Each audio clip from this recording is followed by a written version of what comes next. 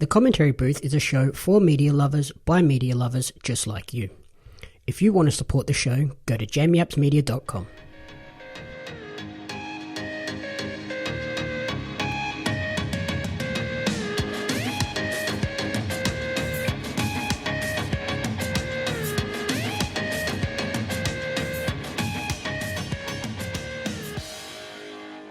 Welcome to the Commentary Booth, the ultimate weekly entertainment recap and review show.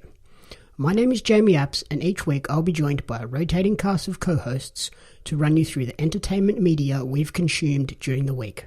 Along the way, we'll provide you with insightful commentary and reviews. This week I'm joined by a teacher and travel blogger who lists their favourite movie as Fight Club and has changed their favourite TV show again to Band of Brothers. Welcome back to the show, Buddy McClelland. Thank you for having me. I'm going to keep changing it as I keep realising that other things are better than the thing I had before. Yeah, I can see how that would happen. There's too many good things out there. Especially when they keep adding new cool stuff as well. Makes it hard. Yeah, add new cool stuff, and also that I watch old things that are being kind of re-released and I realise how much I love them in the first place. Yeah, I'm in that mode of going back and re-watching a few shows now, which isn't doing my favourite things list much good. Well, that's how Band of Brothers got me. Yeah, when you mentioned that, it made me want to go back and watch, what's it called? Generation Kill? Yeah, that was a good one too. That was another good one. I wish they'd done more seasons of that. Yeah, I kind of like the older stuff more than the newer stuff. I don't know if it's just the different type of war or more understanding of it, but it feels like all the newer kind of Iraq, Afghanistan-based stuff ends up being more about like shell shock and soldiers' mental health and things, which is probably just more realistic and not glorified, but the World War II ones seem to forget that. Yeah, that's true. They are more about like heroism and people doing crazy things. Like Saving Private Ryan, like some of those guys must have the hardest time, but it's all just about glory and going to find people in the middle of nowhere. Yeah, and Forrest Gump too, like that's all about the crazy heroic things he does when really you look back on it, and he would have had some horrible memories afterwards. Yeah, Hacksaw Ridge, same thing. Yep. That other one we watched, what was it called? Long Tan, same thing, yeah. Just craziness. Different war, same thing, but yeah, I don't know. I think all the newer ones are a bit more intense. Yep. What have you been up to this week? I have been probably like everybody else, just watching the election until this morning. And even though it's not our country, I feel just like I have to be involved in it, and just they're so influential in just popular culture that you can't ignore it. That's the thing, like that just the US kind of leads everyone, not just in politics, but pop culture, but whatever happens there has massive flow-on effects and implications around the world. Yeah, just hopefully everyone can stop being so nasty now. I was almost expecting a big riot to happen, but it just didn't seem like it did. I heard that Walmart had taken all of their guns off the shelves just in case. Wow. Yeah, so I think everyone was ready for a riot, but it doesn't seem like it's happened yet. Yeah, I saw heaps of like New York and California had heaps of shops and stuff had boarded up their windows and whatnot, but it seems to have gone down relatively calmly compared to what I expected. Yeah, I guess after the Black Lives Matters that they would be ready for anything. True, but it's still also like Trump hasn't officially conceded yet, so I'm not sure if it's going to be a delayed reaction of when he finally does that, will or his supporters finally go a little bit more crazy. It's just very typical Trump to just not concede and just drag things through the courts and give it just a hard time to make it look like he didn't lose when he knows he would have lost, but he just can't concede and show weakness. Yeah, like, especially as the president of the United States, you're kind of expected to just go out gracefully when you do lose. Yeah. And not, even though it doesn't happen very often that there is only a one-termer, but obviously didn't do a great job considering as they had the highest turnout ever and he lost. Yeah.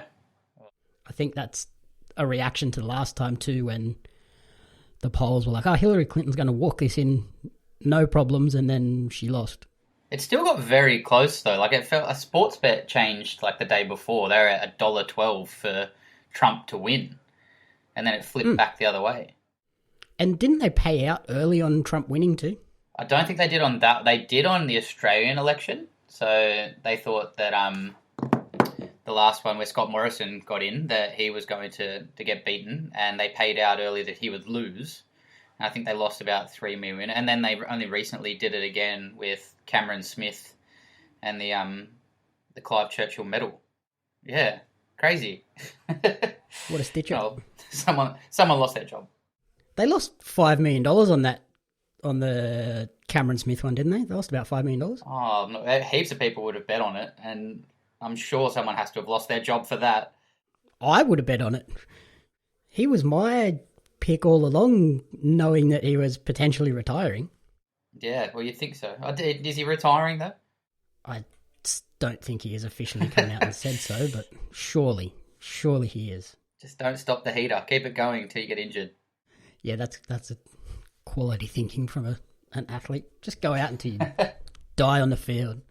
Oh, for a rugby league player to make it that far along and not have suffered any major injuries that force him to even think about retiring, usually it's forced upon them. Yeah, he's done well. He has done very well. Very, very well managed and probably a little bit lucky. Especially because you'd think he'd be getting targeted by other teams now too. Yeah. Like, let's just put hits on him just to shut him up for a little bit. Yeah. Well, you think getting older, your body wouldn't be able to handle it, but it seems to. Yep. Anything you've been watching that's jumped out at you? Special mention, I finally got to watch King of Staten Island. Oh, yes. What'd you think?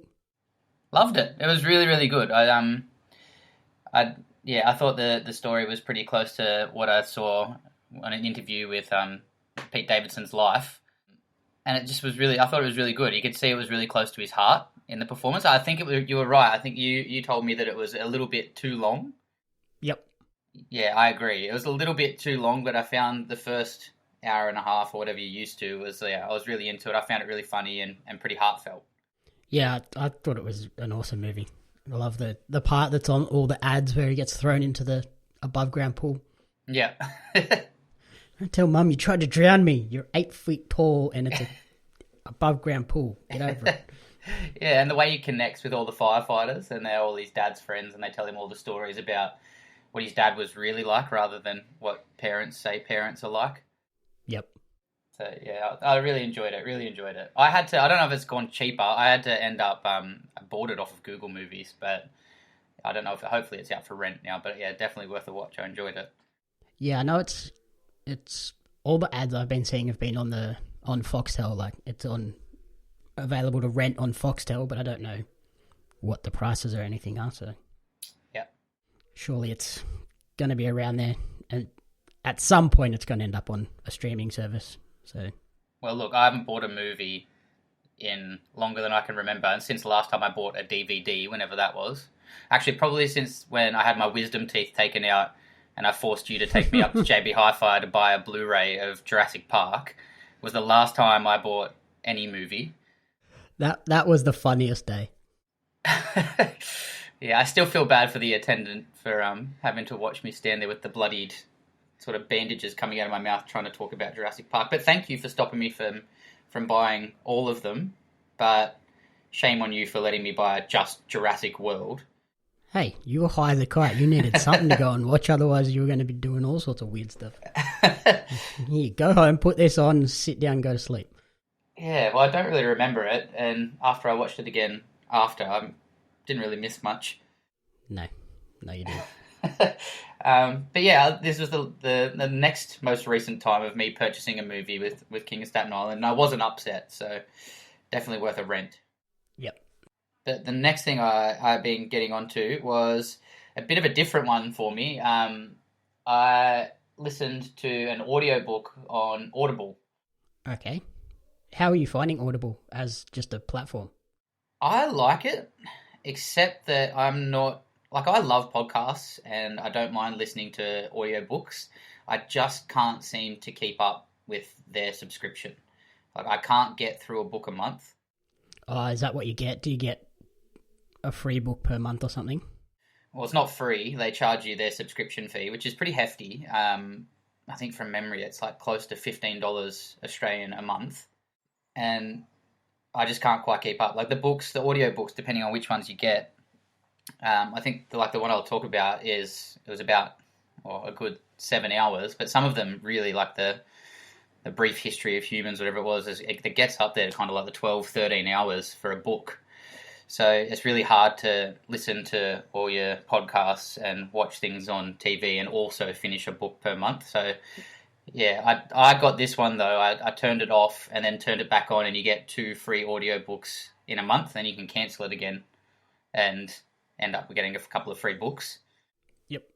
So that's worth it. But if you really like audiobooks, it is worth it. It's cheaper than buying them, and it's more available than buying them, which is what I enjoy about it, because I tried to go and buy this book, which is it's called How Golf Explains Trump, Commander-in-Cheat by Rick Reilly, who's a Sports Illustrated writer. But I tried to go out there and find it in a bookshop, which is hard enough already, and it just wasn't around. But Audible seemed to have everything. Was it on like Amazon or anything? It was, but I mean, then you've got to also wait for, even though Prime delivery and stuff's pretty quick, you've still got to wait for that delivery to turn up at your house and sit there and fill in the gap. So I was just quite happy to kind of get the straight up Audible purchase, and it was, as soon as I pressed the button, it was on my phone. Yep.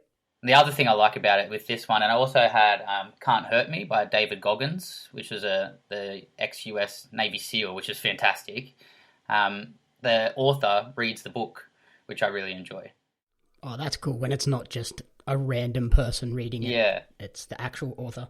Yeah, and sometimes it is the random person, but David Goggins telling his own sort of battle story was really cool. But then this one with Rick Reilly, so he's a Sports Illustrated writer, and he's a mad golfer. And his plan was to do, I think it was about 18 interesting rounds of golf with interesting people and interview them and have one chapter of the book become one person per chapter. And once he got to the part where he got to Donald Trump, he realized just how crazy the way he plays golf and manages his golf courses are, that the whole book just had to be about Trump. Wow. Yeah, interesting. Like I said, with the author reading it, he tells a lot of stories and he interviews a lot of people, some who go on the record and some who don't, and talks to people about Trump just owns, like, I can't remember the actual number, but it was just so many courses all around the world where he buys them when they're going bankrupt and tries to pump all this money into them and basically just lies to everybody and says he's going to turn it around, and quite often doesn't. But it's nice to have, when they're telling the stories, the author, Rick Reilly, does also a pretty good Trump impression, which there's some pretty horrible ones out there, but his wasn't bad. There are some incredible Trump impressions, though. Yeah. I saw one on YouTube the other day. I was like, whoa, if I wasn't watching this person, I would think it was Trump. And This guy was just talking about Pokemon. As Trump. As Trump. I'll send you the link. It's very funny. Okay. As someone that likes Pokemon, I think you'll enjoy it. All right. I mean, but yeah, anyway, he tells a lot of stories. He breaks it up into chapters about how the way that Trump plays and the way he manages his courses and things. And there's just a lot of different sort of anecdotal stories, and it really did give me a different insight. I kind of just finished it right before the election was called, and it gave you more of an insight where you can kind of see just how self-obsessed and a little bit sort of, I guess, narcissistic he is. And most of the people that are close to him just take everything he says with a grain of salt and realize that when he plays golf, he cheats, and when he manages things, he lies, and people end up just kind of believing it. And it's kind of scary that most of the people around him that know him know that it's just all garbage, but then all these people out in the middle of the states that are voting for him don't see it as garbage. Yeah, like, obviously these people know that he bends the truth and lies and whatnot. Yeah. But you need to know that as the leader of the free world, essentially, that people should know that that's how he works. Yeah, definitely. And some of the stories are like, he has the fastest cart on any of the Trump courses. He has his own special number one cart that is apparently at least 50% faster than every other cart, because that allows him extra time to get there and then change the lie or drop a ball where it wasn't before. Wow. He has a story where he claimed that a guy at one of his courses only won the members' championship because he wasn't playing, and challenged him to a game. And his kid was also there. The guy didn't want to play, but because he was the president, you kind of just got to. Yeah, you don't really have a choice, do you? No, got to the last hole. There's a hole over the water. All three of them hit. The kid, the dad, and then Trump. The kid and the dad landed on the green. Trump's goes in the water. The caddy drives around and changes the kid's ball out for Trump's. And the kid goes, "That's my ball." And the caddy, who's an ex-Marine that chokes people out, says, "No, it isn't. It's Trump's ball." And he says, "No, that's my ball." He goes, "No, it isn't. It's Trump's ball." And the dad goes, "Okay, let's just let Mr. Trump just putt your ball." Like, he's just crazy. And yeah, it's just like for him to do that on a golf course is a really good example of how he is just all the time. He takes Air Force One to play golf at a cost of $4 million per round. Yeah, well, even this morning when the result was called, he was out playing a round of golf. Yeah, well, I mean, that's not uncommon for presidents. Like they go into that. Like, he's not unfair, Rick Reilly, to Trump. He started it out by playing with him. Like, he was genuinely interested. But it's kind of the more he went along, the more he realised that he's just, the way he did it is just crazy. Like, to take Air Force One out, Obama used to play, I think Obama overall had more rounds played than Trump. But Obama played every round that he played on a military course for free. But Trump, every time he's played rounds, only plays on Trump courses and takes Air Force One or Marine One or whatever it is out to do that with all the Secret Service and security that goes with it. And it costs the taxpayers like $4 million per round of golf. Yeah, I think I saw something on the news this afternoon where Trump owes like $300 million in bills and stuff for his own personal travel and whatnot. Yeah. I mean, yeah, there's other ones where he apparently, for his golf courses, when they're getting redone, pays $10,000 bills with $6,000 checks, and then we'll just, kind of like he's doing now, if the person doesn't like it, say it's a little painting company, they try and fight him and say, "Well, you owe me $4,000 extra here." He says, "Well, you can take me to court and see how you go." And eventually he just wears people down to caving in, which is what he's kind of attempting to do here, but I really don't think he's going to have the upper hand on this one. Yeah, I don't think the court system's going to work in his favour this time, even though he did try to stack it in his favour right before the election. No. But, I mean, a really, really good book. Having like I said, the Audible book was really handy to be able to just pick it up on the spot and just listen to it whenever you get the chance and have the different voices and the story being told by the person that actually found the information, which was interesting. But yeah, I feel like I've got 1,000 Trump anecdotes now that are all really interesting. Definitely for someone that's interested in Trump, if you're interested in golf, there's a double bonus in there. But yeah, really, really good insight into him in a context that you probably wouldn't think about normally. And were you just listening to that like during your commute and just while playing golf yourself and stuff? Yeah, I try not to listen. Like, if I play golf myself, I'm way too scared to wear headphones because I feel like that's a surefire way to get a ball to the head. But yeah, listen to it on the way to work, like down the beach, just like when you're kind of cruising around. Sometimes, depending on the book, this one on and off, but sometimes I'll listen to an audiobook in bed. But depending on what the book's about, like, it's just, might help you go to sleep and might not. This one kind of made me a bit frustrated and kind of angry at him sometimes, so probably not the best one to listen to in bed. Not the best go to sleep reading. No, and you do get a Trump impression every now and then, which isn't the last thing you want to hear for the day. Yeah, that's true. You don't want that voice in your brain right as you go to sleep. Oh, it's already in there enough. Turn on the TV, it's in there. And did they mention who the other people were meant to be that were going to be in the book? Oh, he did at the start, but yeah, that's like chapter 1. And like I said, I just got so many anecdotes of Trump filling up my head that I couldn't remember who the ones were at the start. But they weren't bad. I mean, this guy's a Sports Illustrated writer, so he wasn't going to get bad people. I'd love to see like rounds with Michael Jordan and whoever, but yeah, he got caught up in Trump. Yeah, I wonder if Audible would end up like a guy should just put it out as like a podcast, like once a month, like a round with, and then have that be that month's episode or whatever. Yeah, it's a good idea, and yeah, it's an interesting way to interview people as well, an interesting insight.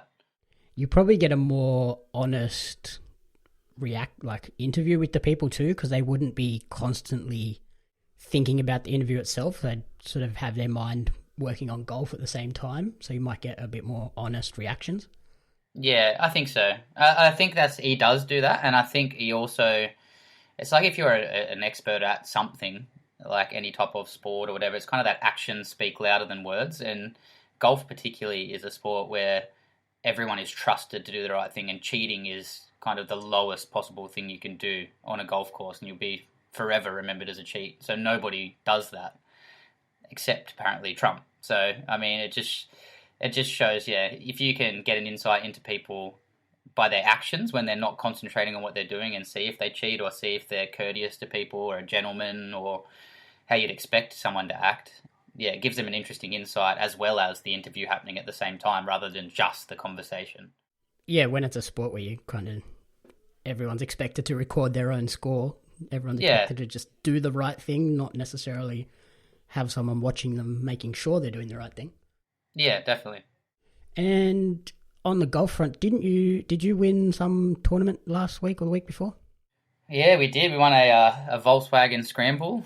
Brett, Sean, Ben and I. We had to go all the way down to Queanbeyan and have a hit out there. It was freezing out there still. Oh, hometown represent.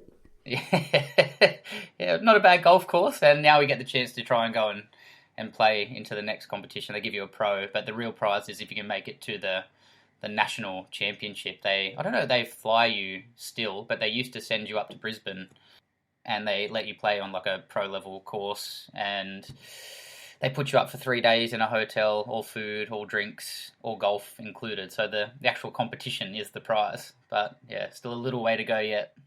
Do you know where the next round is?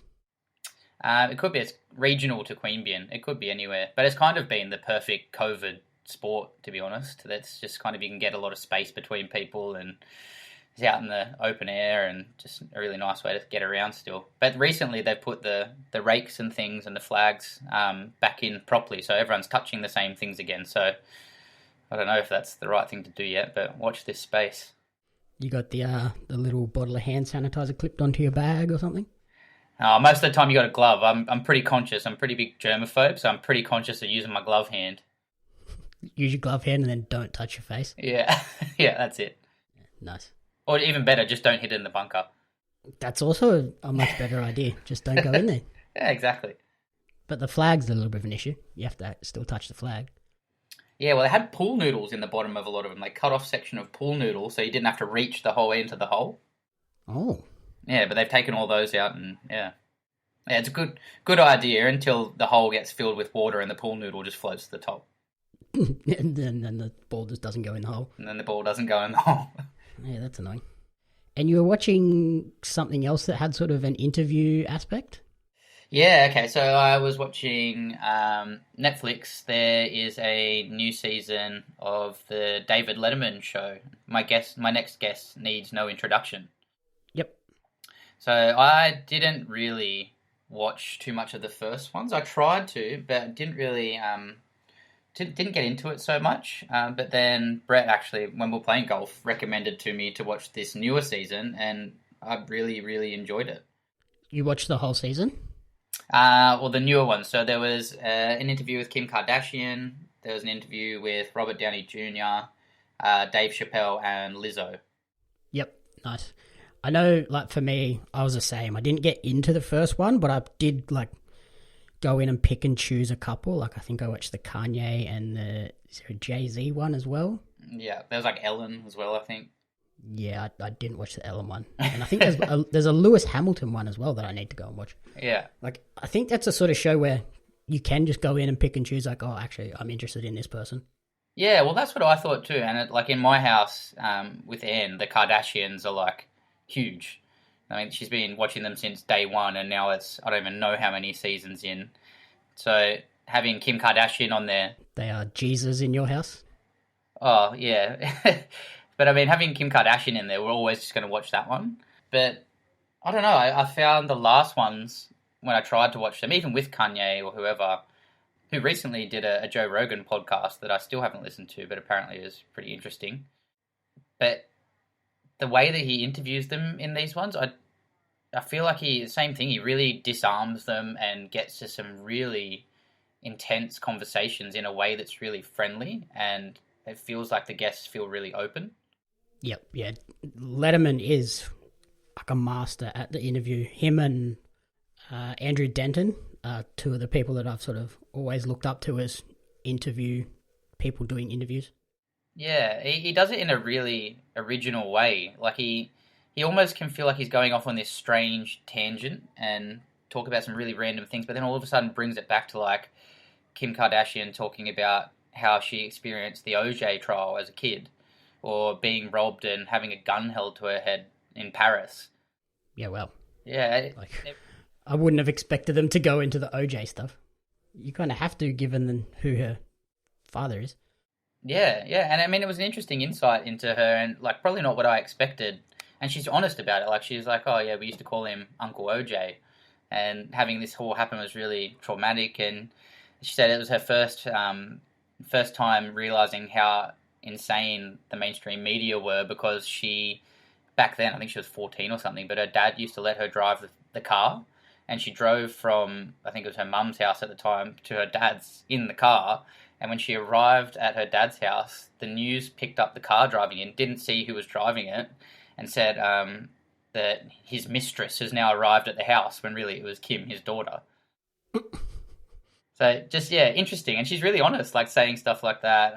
And then all that talking about the gunpoint stuff in Paris, and Kanye and all the Kardashians and Jenners are in the audience. And just even, like, it must be so hard to sit there and hear that. And she starts crying. And, I mean, it's a really open interview. Yeah, I found that with, like, the Kanye one. Kanye gets into some pretty, like, deep stuff in his about mental health. Yeah. The Jay-Z one is really cool as well. But yeah, apparently the Lewis Hamilton one is really good. I just need to actually find time to sit down and watch it. Yeah.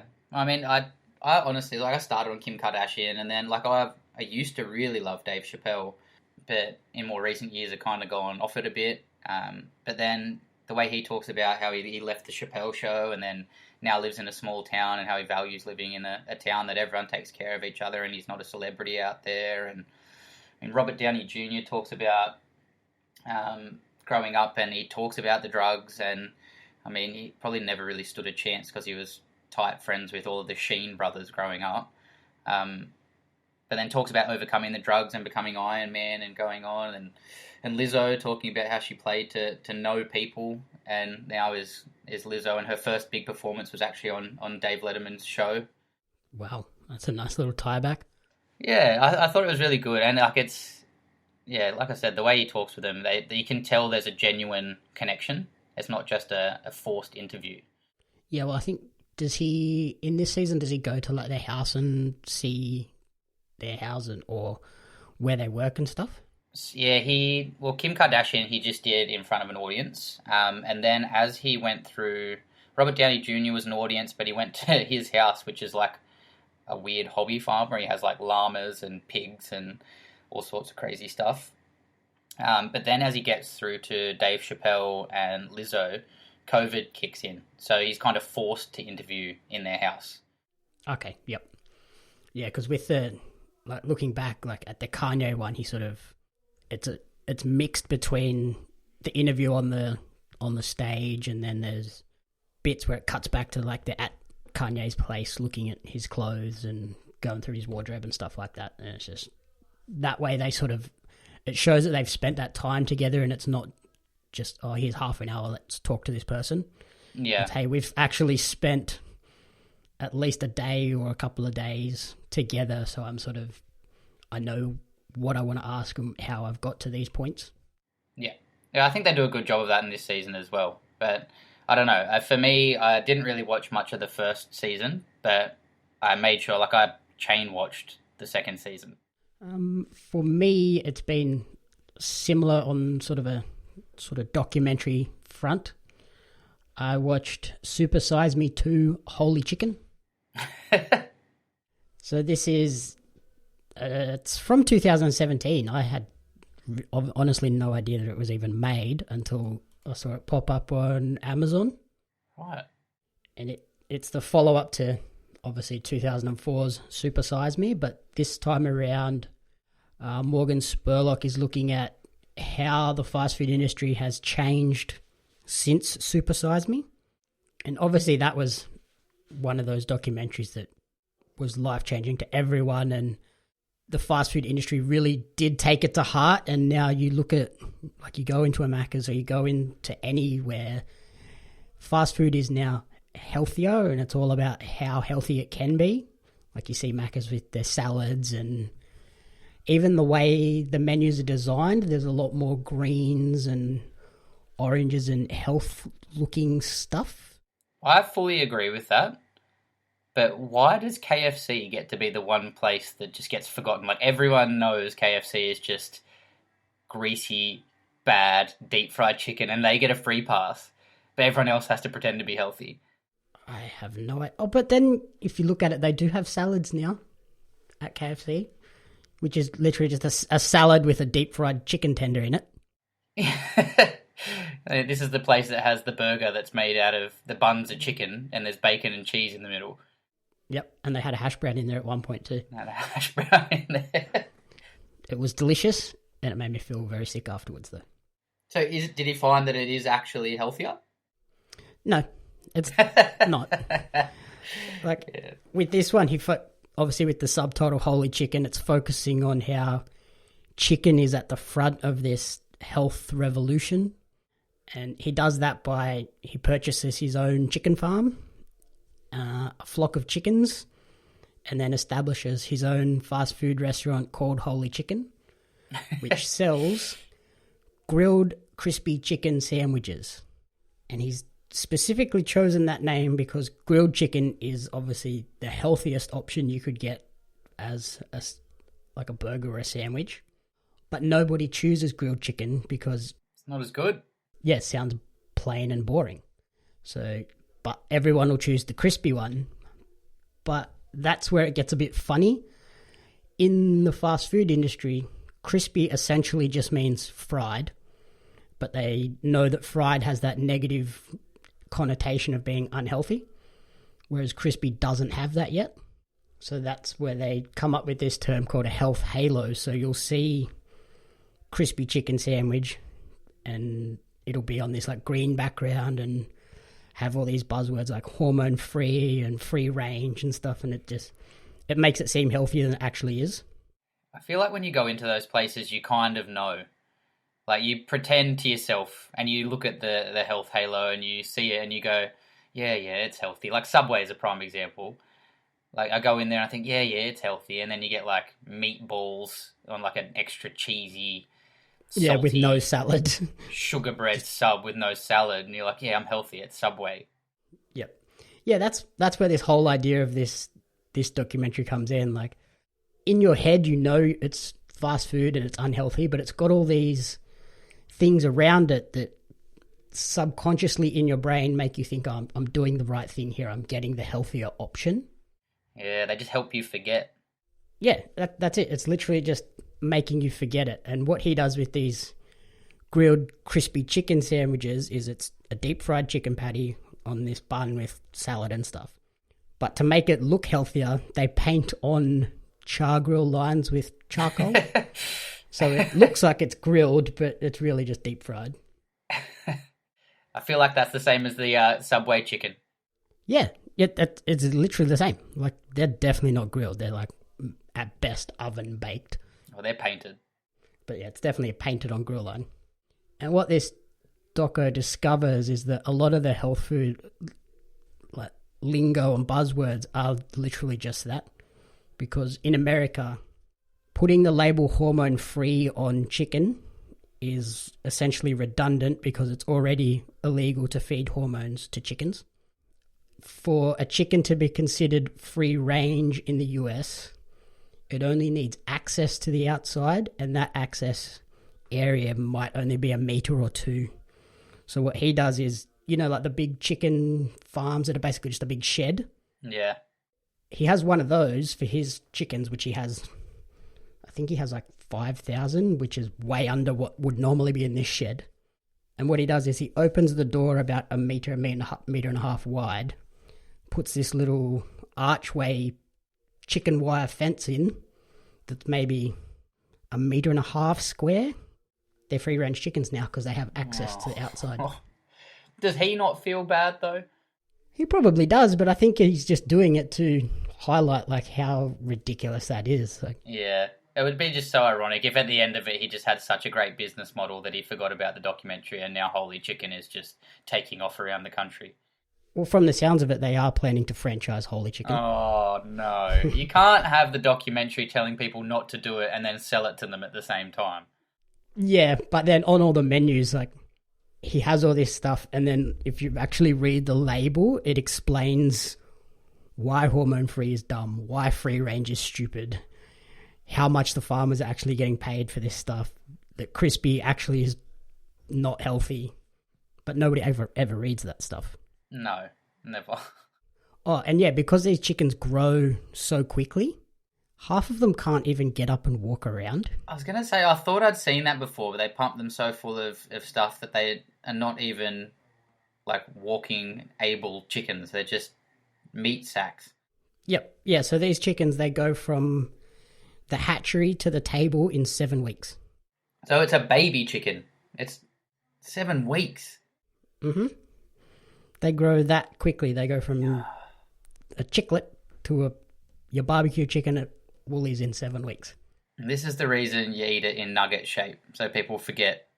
Mm-hmm. Sad. Very sad. And yeah, because they grow so fast, like some of them, they'll have broken legs because they've just got too fat that their legs haven't kept up, so their legs break.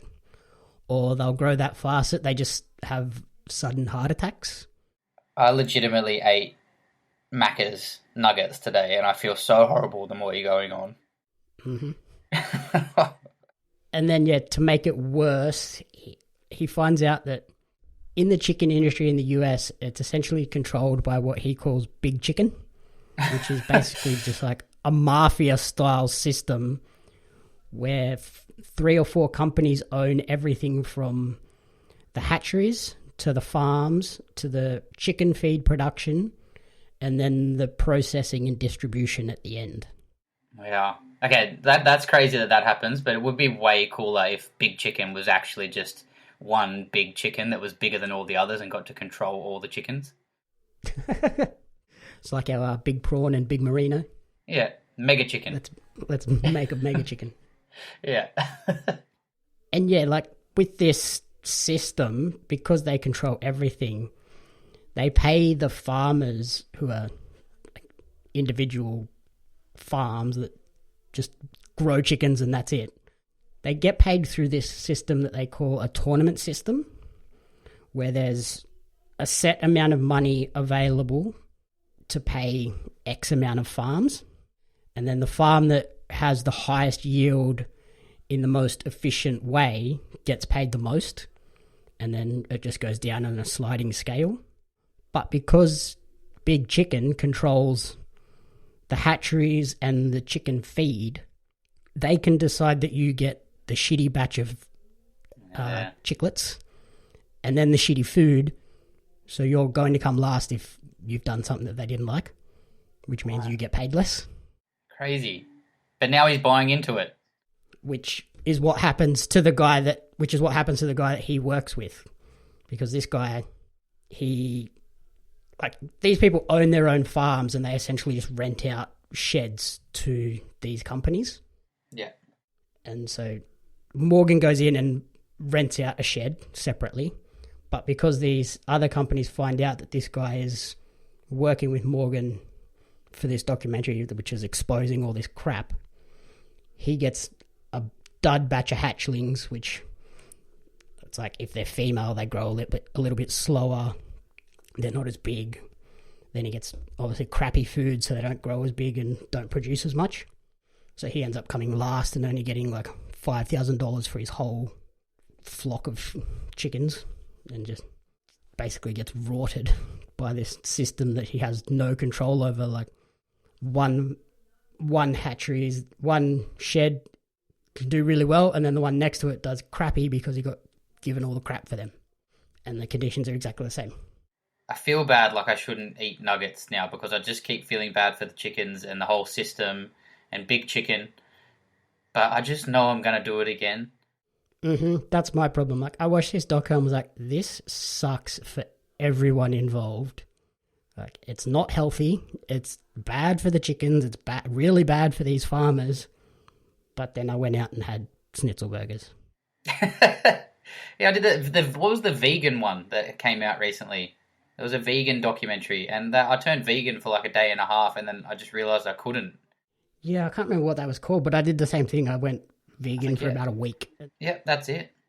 I actually didn't mind the food, but I was like, this is a hassle.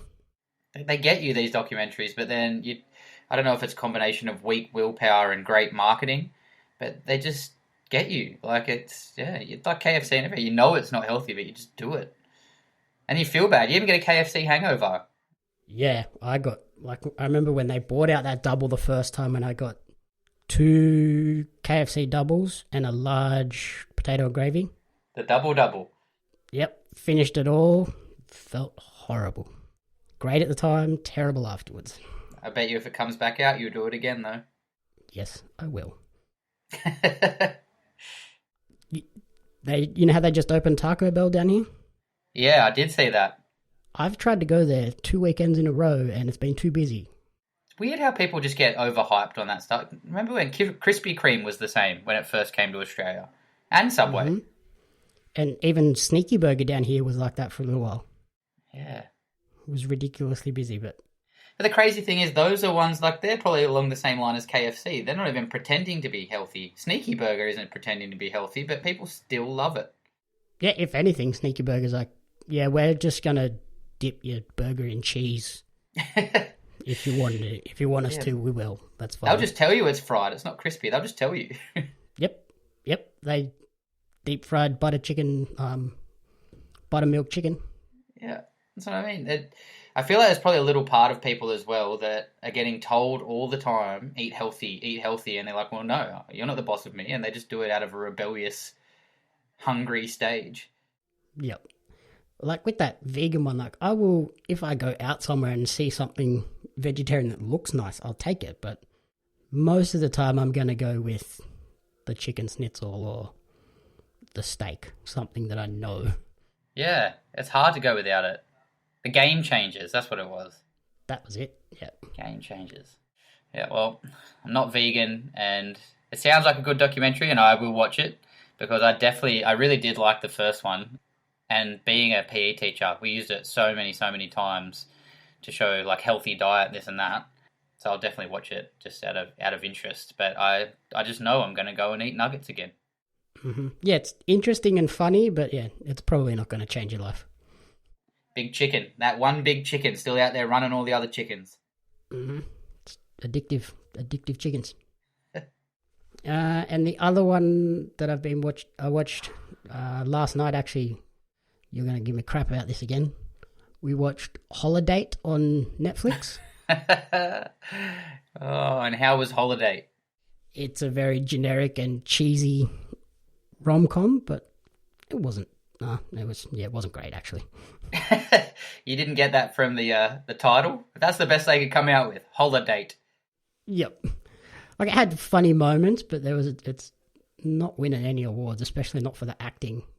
So it's about 2 people, Sloane, played by Emma Roberts, and Jackson, who's played by Luke Bracey, who every time he was on screen, I was like, you're just a poor man's Chris Hemsworth. Australian, decently attractive looking bloke, definitely just trying to be Chris Hemsworth. And these 2 people, they're both single at Christmas or New Year and decide that they're going to become each other's holiday, meaning that they just go to every holiday event together over the course of a year. And then obviously you can guess what happens there. Look, they're going to fall in love, but I feel like it's the adult romance equivalent of getting a puppy at Christmas and putting it in the dumpster by New Year's. You shouldn't do it. It's not love. You're just lonely. Yeah. Well, yeah, these people, they fall in love, and it's it's a very self-aware like rom-com. Like, they do make fun of other rom-coms and stuff like that, but yeah, it was very generic, very cheesy. My favourite part was the Ryan Gosling cameo in quotation marks. That's because you just love him from The Notebook now. Yeah, probably. You can't blame someone for loving Ryan Gosling. No, look, I don't blame you. I'm just really enjoying your new foray into romance and rom-com. Yep. Well, I did make Lauren watch 3.5 hours of wrestling today, so I had to give her a chance to watch something nice.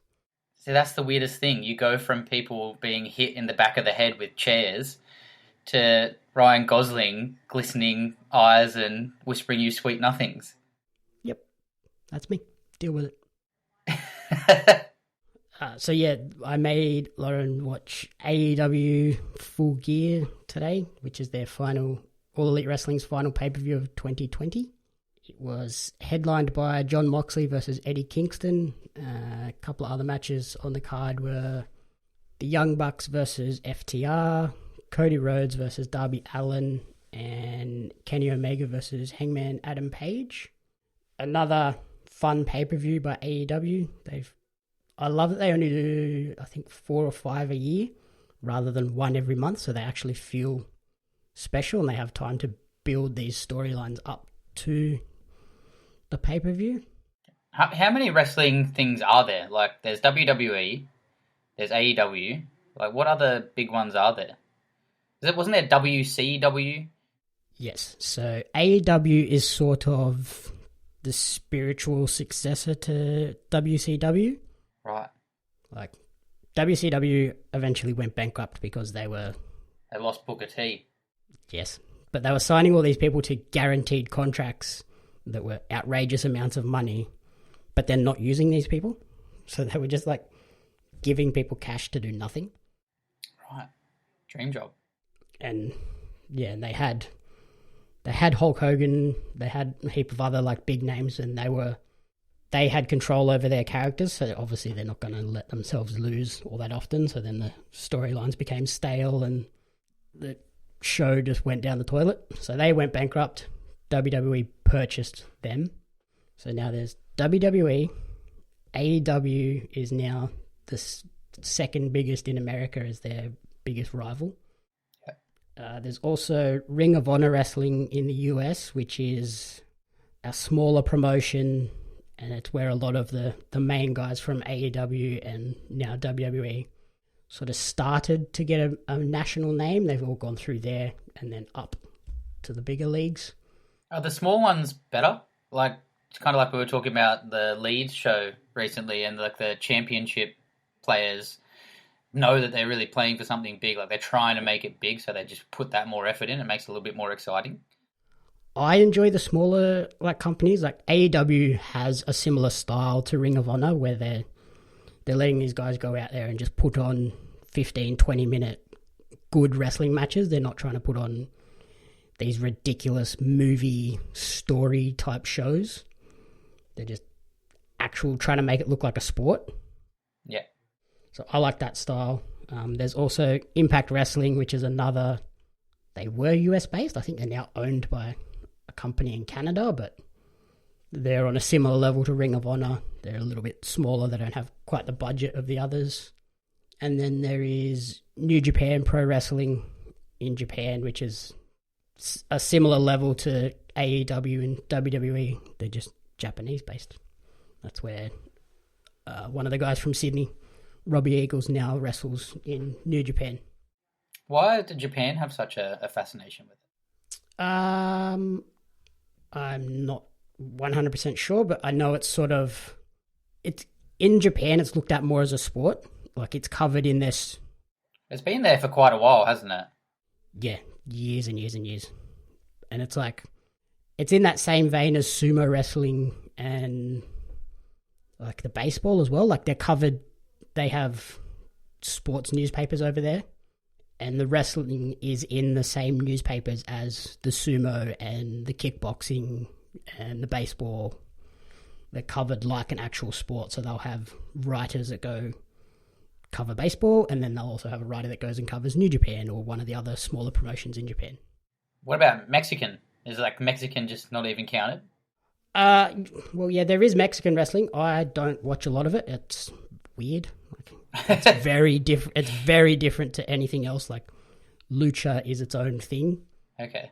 And there's two companies there, AAA and CMLL. They're the two big ones there. There's a couple of Aussies actually that wrestle over there.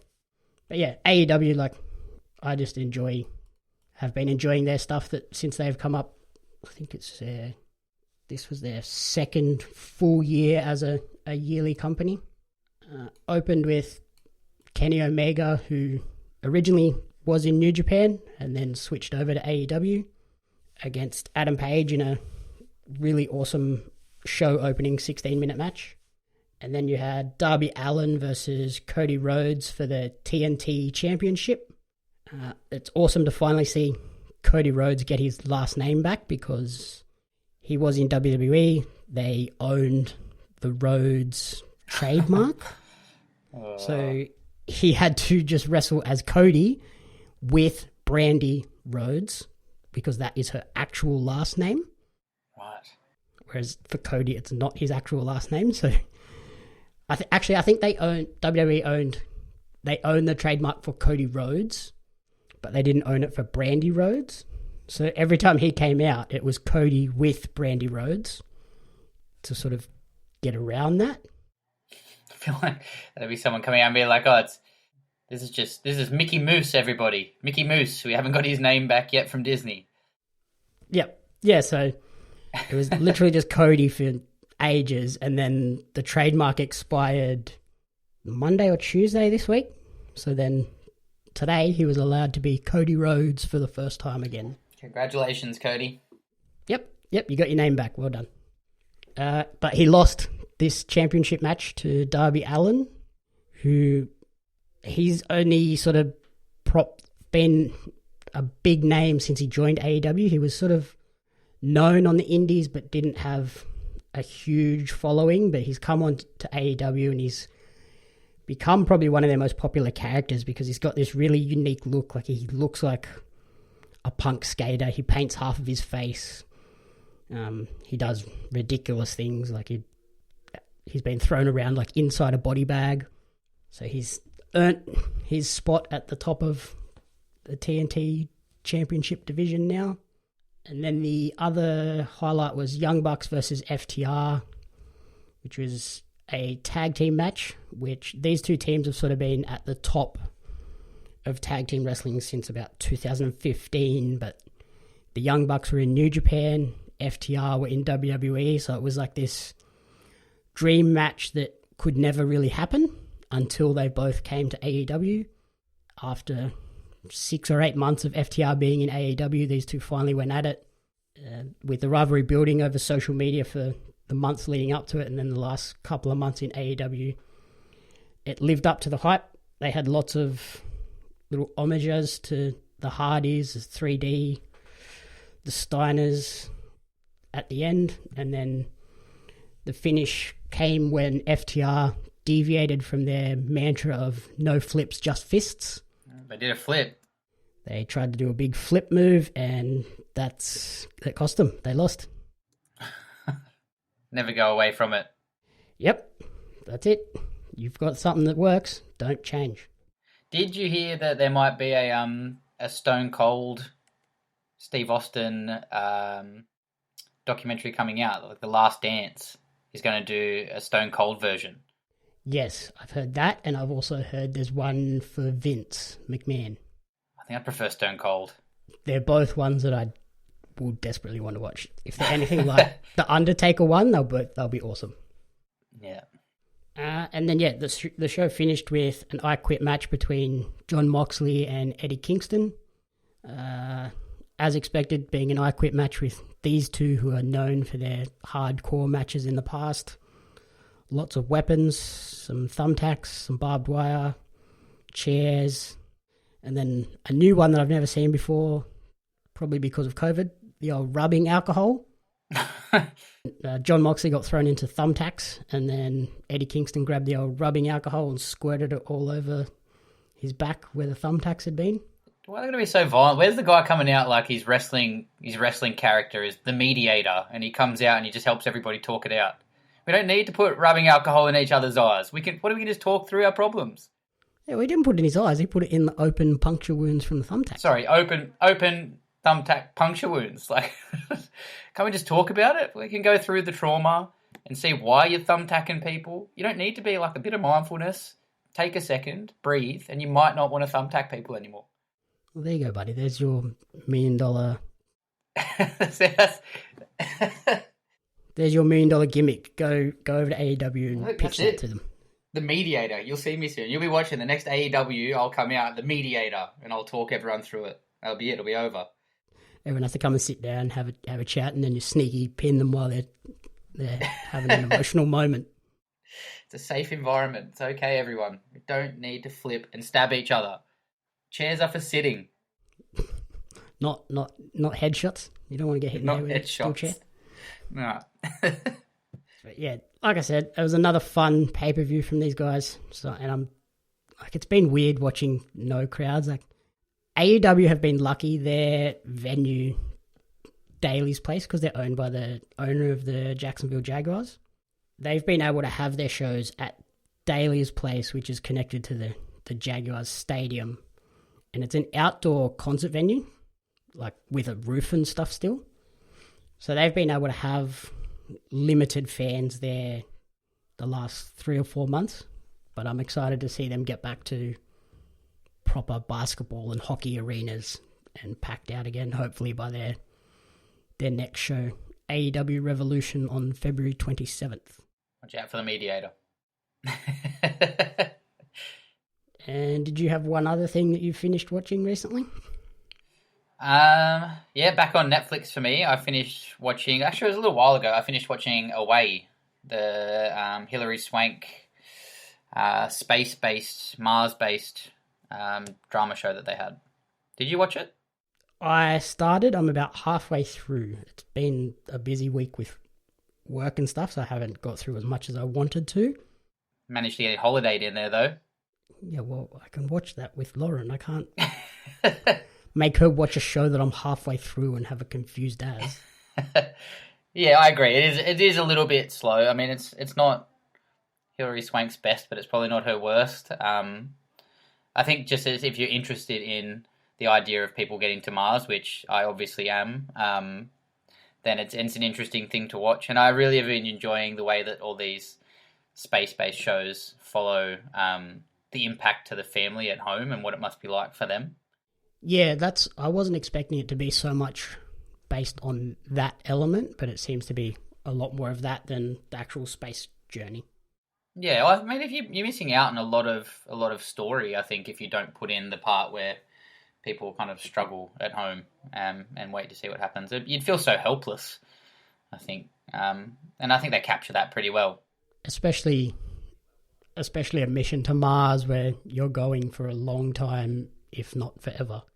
Like, obviously in this one they're planning to come back, but in our world you're not coming back at the moment. No.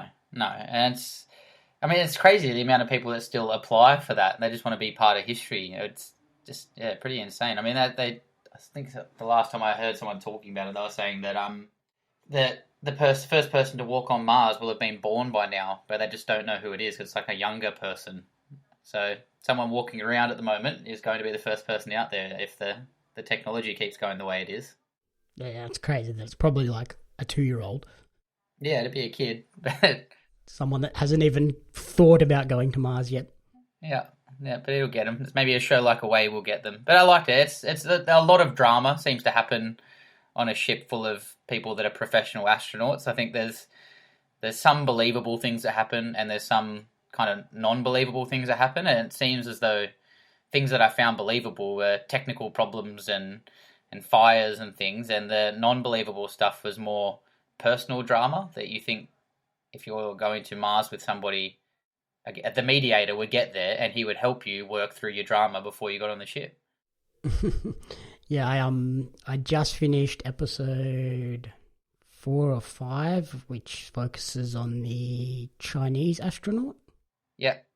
And yeah, like that, I was like, seriously, like this is obviously well into the future. Like this is still an issue for people without giving it away what it is. Yeah, I mean, I don't know. It's hard to tell with living in a communist country, I guess. But I do like the way that they focus in on one astronaut per episode. I found that pretty good. Yep. Does it pick up in the last half of the season? I think so.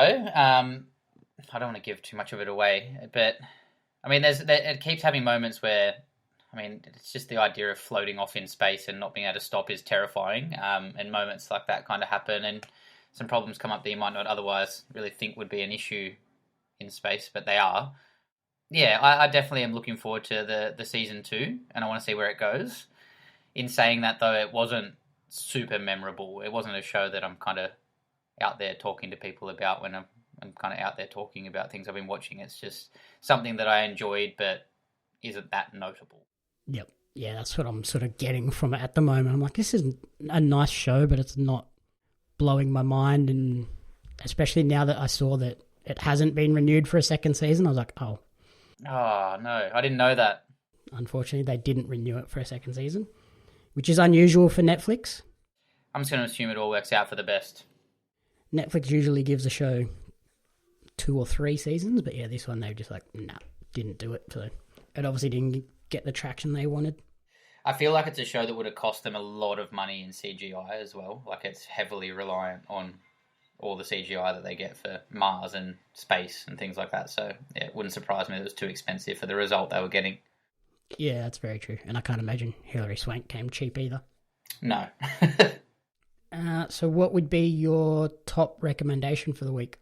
Look, I'll go something different and stick with my Commander-in-Chief, How Golf Explains Trump. I think it's just so relevant for life right now, and if you, especially if you are into sport, particularly golf, but it just gives you such an insight to the way that he is behaving and will likely behave over the next 2 months, and it'll show you that he doesn't just do that in the context of elections, he does that in everything. So yeah, I think I would go with try and get the cheap Audible subscription, and yeah, How Golf Explains Trump. Yeah, it's definitely one to probably try and get done before January 20th when he officially has to leave now, but let's see how that goes down. Yeah, watch that space. For me, it is Super Size Me 2 Holy Chicken. You'll feel guilty next time you eat a chicken schnitzel burger, I'll tell you that much, but you'll still eat the chicken schnitzel burger and love it. Yeah, you might even be eating a holy chicken schnitzel burger if he has his way. Oh, trust me, they look like good grilled, crispy chicken sandwiches. I would probably give one a go. Yeah, just paint those lines on there. Okay, so thank you for listening to the commentary booth. If you enjoyed the show, please remember to rate, review, and subscribe on iTunes. You can follow me on social media at JamieAppsMedia, and you can follow Buddy over on Instagram at a.b_CSEE. Thanks for having me. The Commentary Booth is a fan-funded production of Jamie Apps Media. You can support the podcast alongside our magazine Jam Zine over on Patreon at patreon.com/Jamie Apps Media. The following people supported at the Jam publisher level or higher, and you cannot fathom how incredibly appreciative we are for their support. Brian and June Hart, Courtney Paulson, Tracy Apps.